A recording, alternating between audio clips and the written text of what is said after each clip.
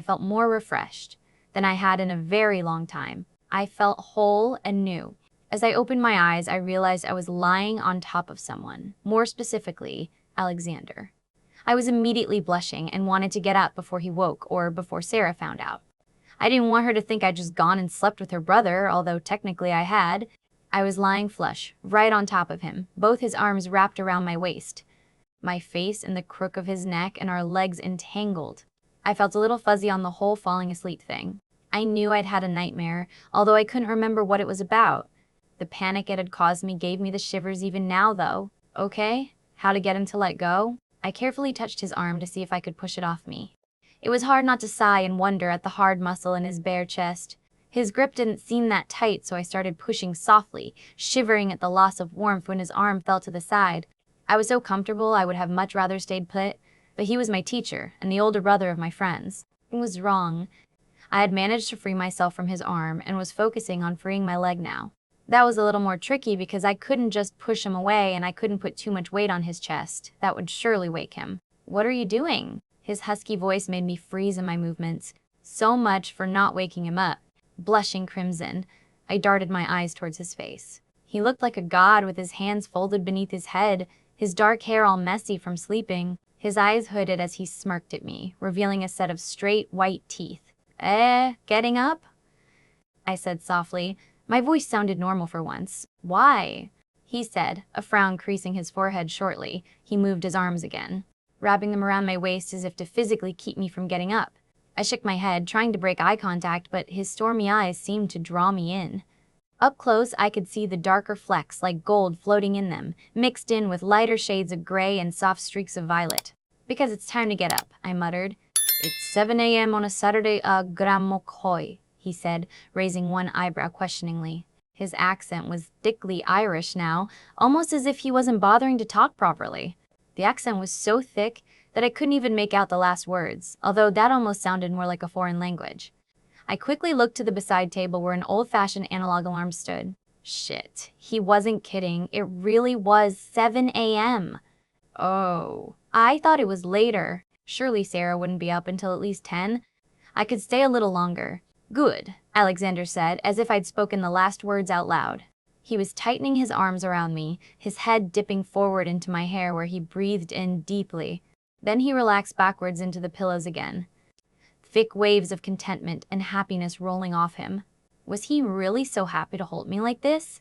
To wake up with me? We lay quietly for a while, but I wasn't tired anymore. Alexander's breathing was very deep and even, but every time I moved, he'd shift his arms to make sure I was comfortable. Every now and then, he'd be softly stroking my back or play with a strand of hair. "Alexander."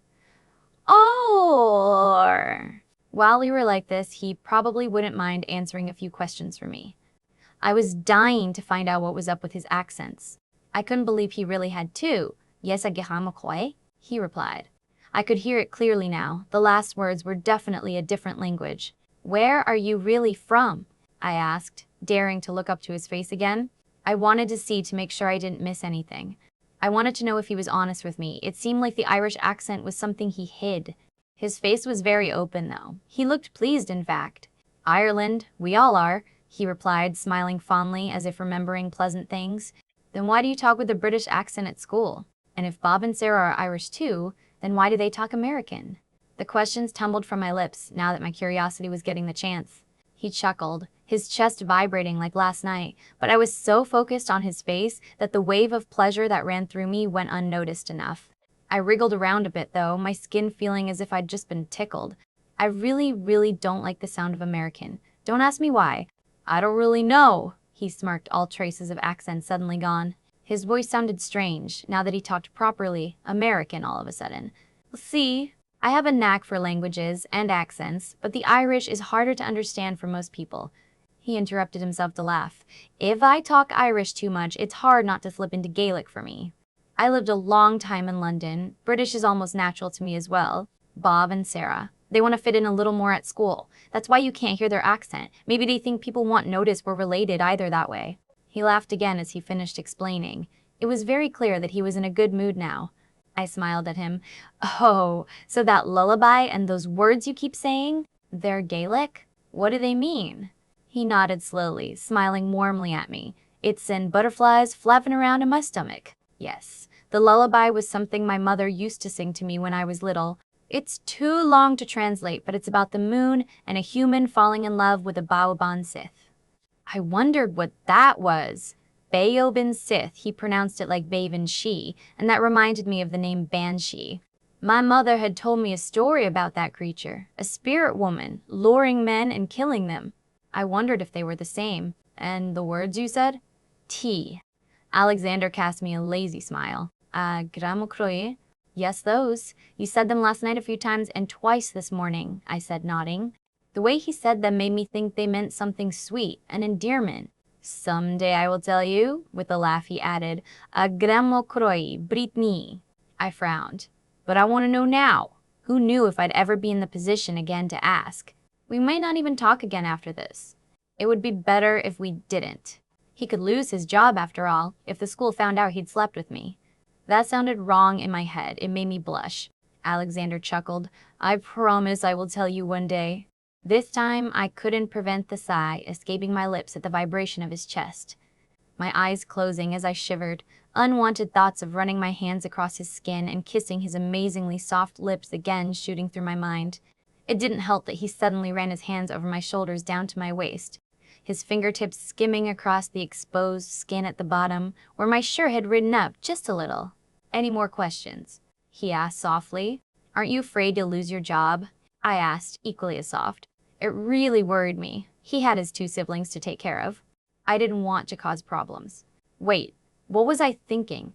We wouldn't start a relationship anyway. He was just being nice because of last night. Why would I lose my job?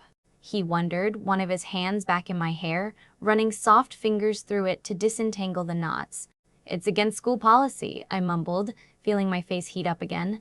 I meant just the fact that he was holding me in his arms right now, with me lying on top of him, in his bed. Not anything more serious, but still. I don't care about that agramokroyi, he was smiling, his eyes twinkling in amusement.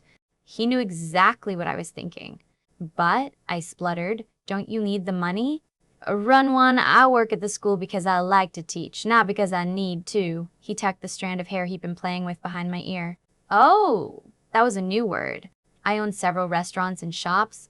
I own several successful companies. If I didn't want to, I wouldn't have to work a single day in my life.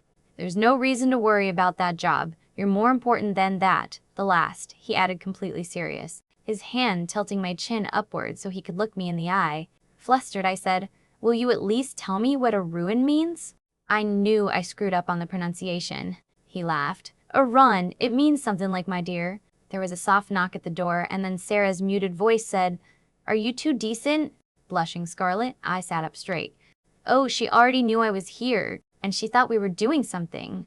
Of course, der Führer Og, come in, Alexander said, his hands grabbing my hips to hold me still. I was straddling him now, the blanket falling down around me to reveal that I was still fully dressed and that he only wore sweats, riding low on his hips. His chest was a vision in the early morning light, although looking at the alarm told me it was now nearly 10 a.m. Chiseled planes and shades that defined the muscles even more made it hard to peel my eyes away from him, and I knotted my hands into fists on my knees to keep them still. Morning, Sarah chirped happily as she stepped into the room. She was already dressed in a flowing white and blue summer dress, looking every bit like a supermodel. She held a phone in her hand that she stuck out to Alexander. Master Barati on the phone for you. Alexander took the phone with his left hand, his right still holding my hip. It felt a little as if he was making sure I wouldn't get up. Within seconds, he was talking low and quickly into the mouthpiece. What he spoke sounded very much like Italian. God, how many languages and accents did this man speak? Sarah's voice pulled me away from staring at him. I'm sorry. I should have gone looking for you sooner last night. Her blue-eyed gaze showed nothing but sincerity. I squirmed a little uneasily. It's all right. It wasn't your fault. Besides, you shouldn't have to babysit me. I repeated the words from last night, but I didn't feel the urge to add that we were both the same age this time. I know, but still. I should have. I don't know. Done something right? Sarah exclaimed. It was obvious she was feeling very guilty about it for some reason. Sarah, I told her, trying to keep my voice as light as possible. It was hard because of the awkward position I was in, on top of her brother who wouldn't let me go. I really don't blame you. I know you would have helped me if you could have. Besides, it was very satisfying to kick him and get away myself. I hope he had trouble walking straight after that. Sarah smiled and then giggled. Oh yeah, he was limping badly when he came down the stairs. Think your sister went to take care of him though, stepsister. I corrected her, squirming again when Alexander's thumb started rubbing circles through my t-shirt. Yeah, stepsister, you two are nothing alike. Don't worry, everyone knows that, Sarah agreed. She winked and then nodded towards Alexander. He was still on the phone and seemed oblivious to our conversation. Tell him breakfast is in 10, okay? With those words, she spun around and darted back out the door closing softly behind her without making as much as a sound. Great, she didn't seem surprised at all to see me there. It almost seemed as if she was expecting it, or as if she was used to this kind of thing. I cast one look at Alexander to see that he was still on the phone, not looking at me but at something on the ceiling. Now, to get up quickly, I shifted a little to the side, but his hand kept me from moving more than an inch. The other direction yielded the same result, and pushing up with my knees didn't help at all. I didn't even see the muscles in his arms tense as I moved, even though he must have been using quite a lot of strength. Despite that, his grip on my hip felt soft and didn't hurt. In fact, it was nice how warm his hand was and that thumb was still rubbing circles. It sent tingles through my body that I didn't really want to be feeling right now. I tried grabbing his hand and moving it away, but even pulling at his little finger didn't yield any results. Was I that weak, or was he just unbelievably strong? I could see he was muscular, but he couldn't be that strong now, could he? A little fed up, I contemplated hitting him, wriggling around impatiently. What are you doing? Alexander suddenly asked, the Irish accent sounding heavy again. He was still holding the phone in one hand, but it appeared he was done. His eyes were a smoldering black again. Trying to get up? I exclaimed, showing him how frustrated I was by now. Why didn't he just let me go? To add power to my words, I took my fist and went to punch his stomach. I seriously doubted it would hurt him, but it could at least help vent some of my frustration. Before I could hit him, though, he caught my fist in his hand, the phone suddenly precariously balancing on the nightstand. Shocked by how fast he'd moved, I stared at his face. What the? Wah. Don't do that, you could hurt yourself a Gromokroy, he said rather huskily. Sitting up so I was balanced on his lap, still straddling him, but his chest was pressing against me. Feeling angry for some reason, I huffed, can you at least let me up? Breakfast is ready. I knew I sounded annoyed, but I didn't care. What's wrong? Did Sarah say something or run? He wondered, his expression confused and a little worried, although his eyes were still dark. Both hands were on my hips now, still preventing me from getting up. Why was Sarah not surprised I was here? Is she used to finding her friends or other students in your bed or something? I clasped both my hands over my own mouth in shock at the words that had just tumbled out. Where the hell did that come from? Alexander still looked confused, but then suddenly his expression cleared to make place for amusement. Agramokroi, are you jealous? This time he didn't stop me from hitting his chest. I winced slightly at the hard impact. Even from this close, it felt like hitting stone. Of course not. I assure you, there's never been a student in my bed before. You are the only one. He was still smiling as he said it, but something in his eyes told me he was deadly serious. Especially his last words, they seemed to mean so much more. Then why wasn't Sarah surprised? I muttered, still determined to get all my questions answered. I was still blushing and I felt almost embarrassed about what I was asking now. After all, this didn't mean anything. He was just being nice because of Fort. Sarah doesn't get surprised easily. She always seems to know everything, Alexander said, shuddering at the thought as if he was a little creeped out about that. Seriously, that girl has ears and eyes everywhere. I nodded slowly. I had noticed all those looks and knowing smiles she'd been giving me and Alexander too, come to think of it. Wait, what did that mean? Did she think we had feelings for each other or something? We need to get up. Breakfast is nearly ready, I told him. He nodded. Did I answer all your questions? A gramo quoi?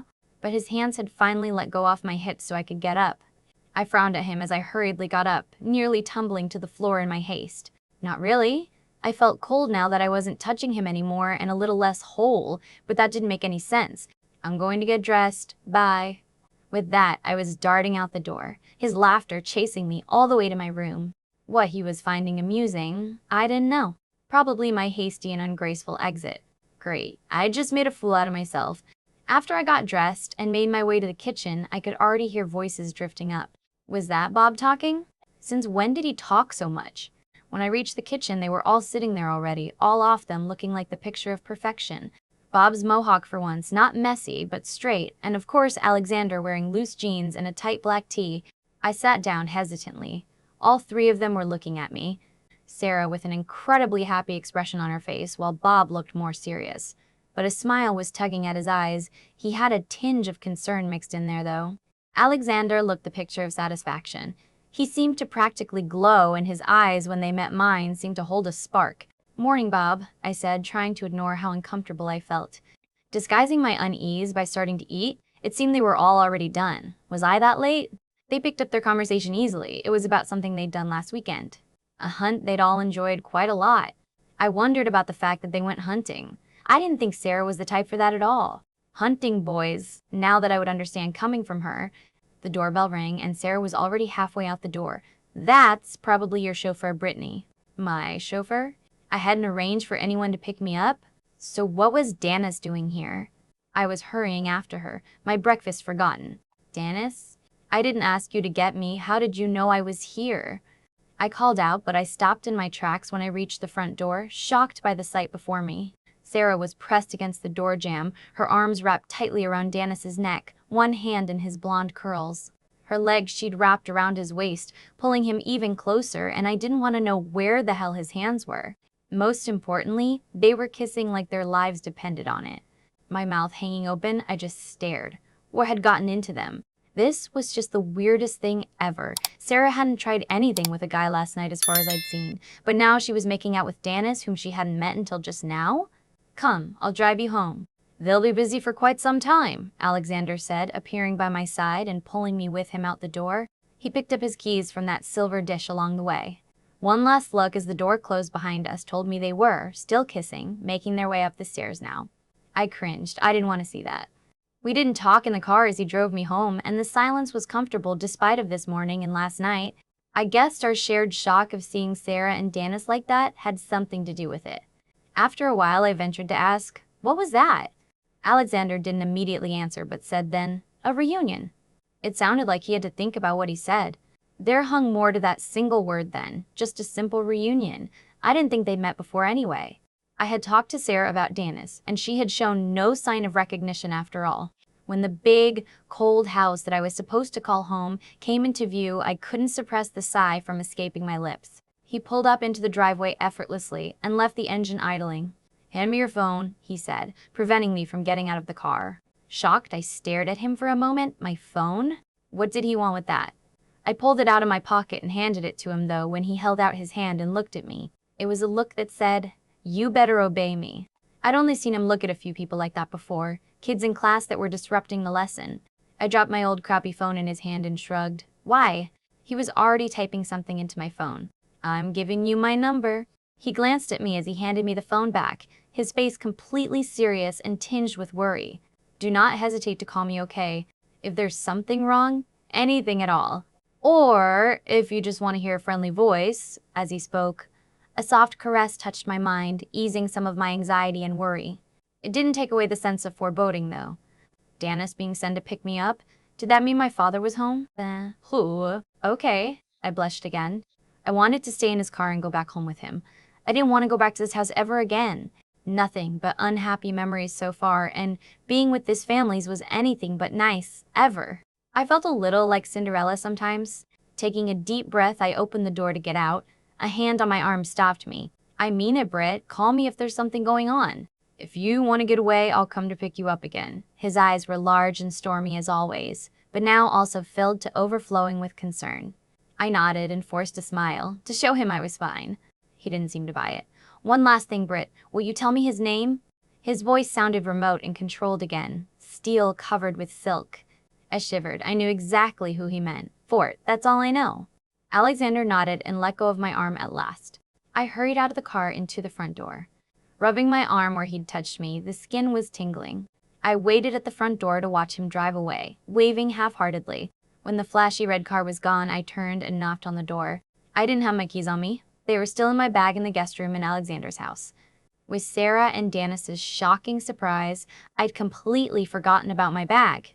I took a very deep breath and squared my shoulders as I stepped into the house. The maid, who'd opened the door, smiled sympathetically at me and pointed towards the living. "Your father is in there." I knew he was home. As I stepped into the living room, my father didn't waste time and started yelling at me right away. Occasionally helped by my stepmother, with Jennifer piling on lies about my bad behavior. There was just one thing keeping me standing all that time: Andy. His nanny was nowhere to be seen, but Stephanie held his hand in a bruisingly tight grip. If he tried to get away, either my dad or she would snap at him that he should stand still, that he had to know what his big sister was doing wrong. It made my blood boil. The poor kid was crying relentlessly. He knew it was all lies, but it hurt him to know they were hurting me. It was very hard to drive away. I knew she was hurting, although I didn't know why. The urge was very strong to barge into that house and kill everything and anyone that was causing it. I knew that she wouldn't appreciate it if I did. She was a gentle soul. I knew she wouldn't be happy if I went and killed that fort either, but I wasn't going to let him get away with assaulting my mate. Grabbing my phone, I snapped it open, dialing a number from my contact list. I didn't bother restraining the growl that ripped from my throat as the phone was picked up. "Thomas, I demand repayment. Your son assaulted my mate." The words were pulled together in a long snarl and my mouth twisted around the word son. I didn't hold my fangs back as they pushed through my gums, fueled by my anger. The man on the other side of the line growled as well before saying, "Change your tone, vampire." As the alpha of the pack of werewolves in town, he was one of the few that wasn't scared of me. In a fight I would still win easily, but his rank allowed him more privileges. "I'll be damned if I will. Your son tried to rape my mate last night. I have a right to rip his fucking head off. Be happy that I haven't done so yet and went to you instead." To anyone human, my words would have been unrecognizable, but Thomas had no trouble understanding. "Since when do you have a mate? Nobody knows about that," Thomas said, his voice calm now. Although I could tell he was offended by my way of talking. He was letting his alpha side show, trying to redirect conflict. "I found her this week. Thomas, she doesn't even know yet, but that doesn't change anything." "He still tried to rape her last night," I explained, my initial anger having burned away now. I pinched the bridge of my nose. "That means Fort didn't know she was yours, though." "You can't expect him to stay away if she's not marked," Thomas said, defending his son and future alpha. It was his very own pride I was laying accusations to as well. "Thomas?" I growled his name again. "That doesn't take away the fact that he tried to rape someone, whether she's my mate or not.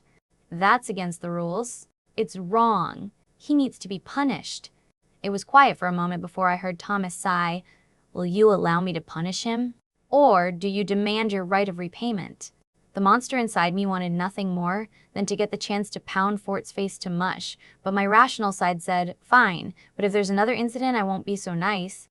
"Be glad I came to you first. You know I didn't have to do that." I knew that if Fort showed up at school on Monday, all battered and bruised, Britt would know I was responsible for it. She must have seen the anger on my face when she told me the name. She probably thought I didn't know who he was, though. "Nathan, I will deal with this. No pack member of mine gets away with attempted rape. I just want to know one thing." "So, what?" The angry beast inside me roared. After this, I knew I had to go out to feed. The anger had made me hungry, and I needed to stay in control. "Are you certain it was Fort? And that he really tried to rape her? Do you have proof?" Thomas's voice was completely reasonable, and I knew he had to ask to make sure the punishment he would hand out was just. "I smelled him on her, Jer.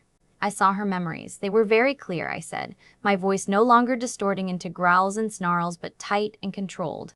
I was fighting a war with the hunger and the desire to protect her, and also the desire to go to her and make her mine. "Your bond is coming along fast, then." "Very well, I will make sure Fort knows his place in the future." "Do you wish to be there when I punish him?" Thomas sounded resigned now. I had known when I called him that I would get my way. "No, I will leave it to you. If I catch him again, though, I won't be so lenient." With that, I snapped the phone shut. As I got out of my car and hurried back into my house, I sighed regretfully. I was going to miss her, and I knew I wouldn't be seeing her again until Monday in school. It didn't help that Sarah had just found her own mate, a witch, one that knew about the bond and recognized it just as she had. It wasn't fair that they got to be with each other right away, and that I had to tread so carefully to make sure I didn't scare her. I so badly wanted to just hold her and smother her in kisses and take away all her pain. Thinking of her made me aware of her mind, so far away from me now that it felt like an elastic band pulled way too tightly. She was hurting, and she was mad, too. The anger was making her blood boil hot. It made me sad that all of her feelings were tinged with resignation. It felt as though she was giving up the fight, just waiting for the storm to pass. Inside the house, I could still smell her scent. It lingered on the chair she'd sat in and hung in the corridor upstairs. My acute vampire hearing easily picked up the sounds of sex coming from Sarah's room. I groaned at the unfairness of it all as I slumped down on the couch. Don't worry, Alex, you've come a long way to earning her trust this weekend. Besides, at least you have a mate, Bob said as he sat down in a chair opposite me. I gave him a sympathetic look and nodded. I suppose you're right. It's just getting harder each time to restrain myself, and fighting to keep my fangs retracted all the time around her. Amongst other things, I added the last softly, knowing he'd hear. Bob laughed. Just a week or maybe 2 more? She already loves you? I nodded. Yeah, I know. I don't want to overwhelm her. I just want to... I broke off, feeling embarrassed suddenly. I was starting to sound like this really stupid, love-struck idiot. Bob cast me a knowing look and then got up. Go out and feed, okay? It'll make you feel better, and it'll help you control yourself if you're full. I'll join you if you want, but I'm guessing you prefer to be alone. You're not much fun to be around anyway. You're all lovey-dovey. I shook my head at my brother, again realizing how much older he really was. I was the undecided leader of our group. I was simply stronger, faster, and had more vampiric talents than either of my siblings. But Bob was 3 years older, and the way he looked at me now told me he hadn't forgotten how it was to be the older brother. The only talent Bob really possessed was sensing moods. He couldn't influence them whatsoever, but he often knew exactly how people felt. Sarah was strongly telepathic. It was something she often combined with Bob whenever they wanted to avoid something I'd told them to do. I hurried up the stairs, reaching my own bedroom in a flash. There, I realized my bed still smelled very strongly after her. The scent so delicious that I just had to lie down and smell my pillow, breathing in deeply. After a while, too shortly, I became aware of the sounds emitting from Sarah's bedroom. I couldn't stand hearing that for very long, so with a reluctant sigh, I got changed and then hurried out the door. Time to hunt then. Although I was sure nothing would really appeal to me now. Not when I hadn't yet marked Britt and made her well and truly mine. She was crying now, so I was guessing she was alone in her room. Every fiber in my being was yelling at me to go to her and make her feel better. Yet, I couldn't just go there and climb in through her window. And the 1942, I loved that I would got just 11 CO working to they were nite. 11 CO wears 11 T. Did I really have ugly, dull eyes and plain features? I knew my hair was always tangled because of the slight curls. I suppose Stephanie and Jennifer were right. I really wasn't very pretty. I had never considered myself to be beautiful, but I never thought I was ugly either. Now, I shook my head at my silliness. Just because Jennifer had been pointing out all my flaws yesterday for hours on end didn't mean it was true. Still, I opted for wearing loose, more concealing jeans and a hoodie to go over my sleeveless shirt. I covered my figure, and it was after all getting colder outside now that summer was over. There was no sense in dressing prettily. My families would only take it as more incentive to call me a whore. When I got downstairs, I spotted my baby brother in the kitchen. Just as he saw me too, apparently because he jumped from his chair, nearly knocking it over, and rushed towards me to hug my legs as tightly as he could. His face was a little pale and drawn, and there was a red blotch on his left cheek. I felt angry all over again and picked his little frame up from the floor, hugging him tightly. No matter that he was getting a little too heavy for it. Giant, are you okay? I asked him softly, stroking my hands over his pretty auburn curls. After I'd gotten home on Saturday and my father had been done yelling and lecturing me, I'd been sent to my room and locked in there.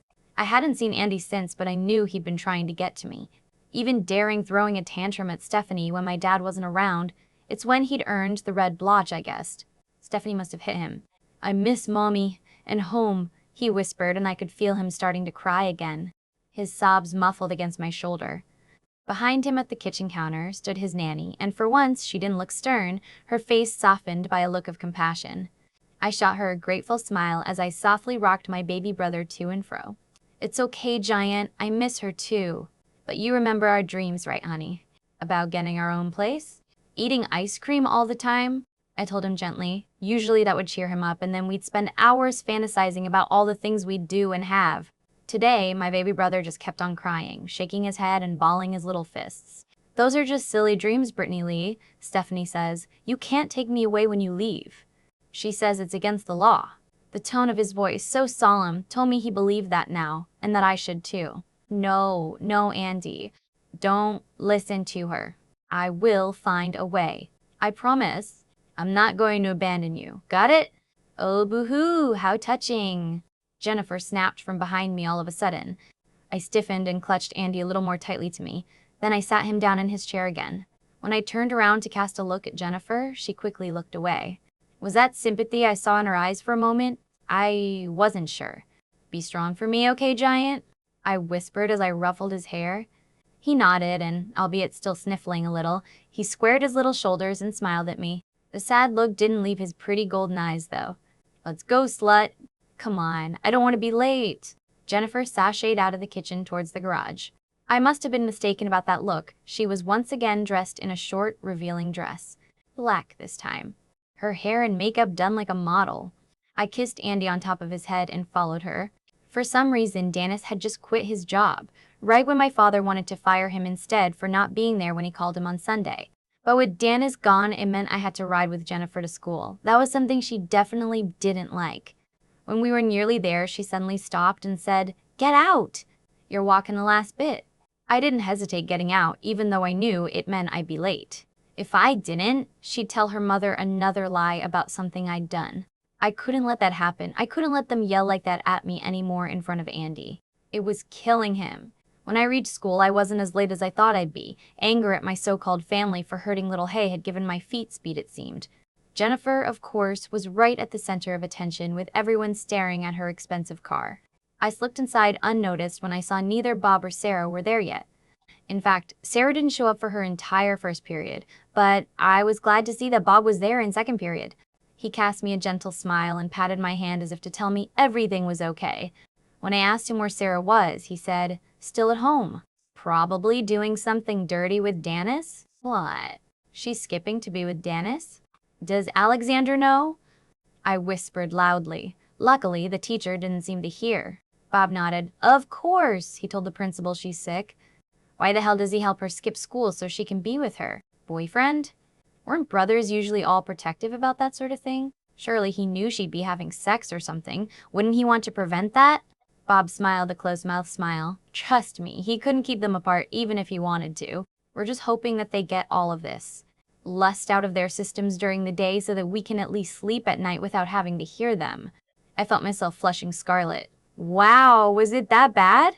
I thought Sarah had more sense in her than that. From Dennis, at least I could understand. He was a guy after all. Although he had been nice enough to send me a text on Sunday, apologizing about not picking me up, explaining that he'd quit his job and that obviously he didn't want to go on a date anymore, but that he'd still make it up to me for saving him from my sister. When class was over, Bob pulled me aside in the corridor. Bob, I'm going to be late if you don't let me go. I told him seriously, but still, I didn't walk away as he looked around, obviously waiting for the hall to empty somewhat. Listen, Brittany, I really like you, and so does Sarah, Bob started. In fact, I think we'd become good friends in such a short time, and I'm glad. I frowned. Okay, what was this all about? Now, my brother, he really likes you, okay? Give him a chance. He's a good guy, and he deserves a girl like you. Bob said those words in such serious tones that I could only stare and gape at him. Did Bob just seriously tell me to go out with his brother? Who was, in fact, at least 5 years older than me and also my teacher, and therefore it was totally against the rules. It wasn't illegal, we were both legal adults, but it was still against school policy and he could lose his job. Bob was already gone, off to his next class when I finally started moving. I kept thinking, to hell with the rules, Alexander had said himself that he didn't care about the job. My feet had led me to the right classroom all by themselves, and I was already knocking on the door before I realized I was late. Again. He wasn't going to give me. Yet another detention, was he? But as I opened the door, Alexander glanced at me from the corner of his eyes and then said, "Detention after school. Ms. Baker, take a seat." Flushing crimson, both from embarrassment because everyone was staring at me, and from anger because it was unfair that he kept giving me detentions for things that weren't my fault. I sat down in the back next to the empty seat where Sarah usually sat. During the entire class, Alexander didn't look at me once, but he kept seated behind his desk the whole time, his free hand holding the desk in a tight grip. I was constantly assaulted by waves of desire, all of them focusing on Alexander and how badly I just wanted to be as near to him as possible. Touching his skin, running my fingers through his silky hair and breathing in the scent of him. The tension between us was so thick that my skin was tingling with it and my cheeks felt constantly on fire. I couldn't understand how no one seemed to pick up on it, nor why it was so strong now when it seemed all right during the weekend. I was concentrating so hard on staying in my seat that I didn't realize the bell had rang, signaling the end of the period. It was very lucky that Alexander hadn't called on me during class. I wouldn't have heard him if he had. His body beside my desk all of a sudden made the tingling on my skin even worse. As I looked up at him and met his stormy gray eyes, it almost felt as if I could tell what he was feeling, happy and worried, and something else barely kept in check. I blushed when I realized I could identify that last bit as lust. At least now I knew it wasn't just me. Wait, what was I thinking? I didn't know that was what he was feeling. I was starting to imagine things. "You didn't call," was all he said, his voice gentle and solemn. I shook my head. Of course I hadn't called him. First of all, because either my stepmother, dad, or Jennifer would have heard me talking probably, and then they'd have taken away my phone. Secondly, because he was still my teacher, despite what had happened, and I wasn't ready to share stories about my family with him. I doubted he wanted to hear anyway. Hard to know. I should go get lunch, I stammered, hating myself for being so nervous suddenly. I hadn't felt like this on Saturday around him. I had been really comfortable, in fact. He seemed to know just how to put my mind at ease. Wait, Alexander said as I got up and moved past him. Can I just hold you for a minute? I stared at him in surprise, already nodding because I wanted nothing more than to be in his arms. Still, my more rational mind spluttered, "Why?" His arms enfolded me and he pulled me flush against his chest, his head coming to rest on top of mine. Warmth spread to my body and the tingling on my skin stopped, to make place for a slow burning that could only be described as incredibly pleasant. It felt like I could finally breathe again, and a sudden tension drained from my body, like an elastic band suddenly released from overstretching. I wrapped my own arms tightly around his waist, snuggling even closer and breathing in his amazing scent deeply. I didn't even care about the answer anymore. My rational mind had shut up and was reveling in the contact just as much. After a while, Alexander said softly, "It'll make it easier to get through the day, especially last period." I didn't know what that meant, but I knew he was right. I couldn't see the clock, but I knew he held me longer than a minute. I could care less about that. In fact, when he did let go at last, I couldn't seem to make my own arms release their grip on his waist. He chuckled softly. "Agramokroy, lunch is almost over. In not too long, this classroom will be filling up with students again." Shocked, I unburied my face from his chest to look up at his face. "No way. It's only been a few minutes." "It's been nearly 30 a run," he smiled gently, one hand coming back to rub my back softly. The other one stroked my cheek, tugging a strand of hair behind my ear. I shook my head in disbelief. "No, now!" His hands were tugging on my arms, prying them loose, and embarrassed, I stepped back. "Sorry, I didn't mean to, eh? I'll just go to my next class." I turned to hurry out the door.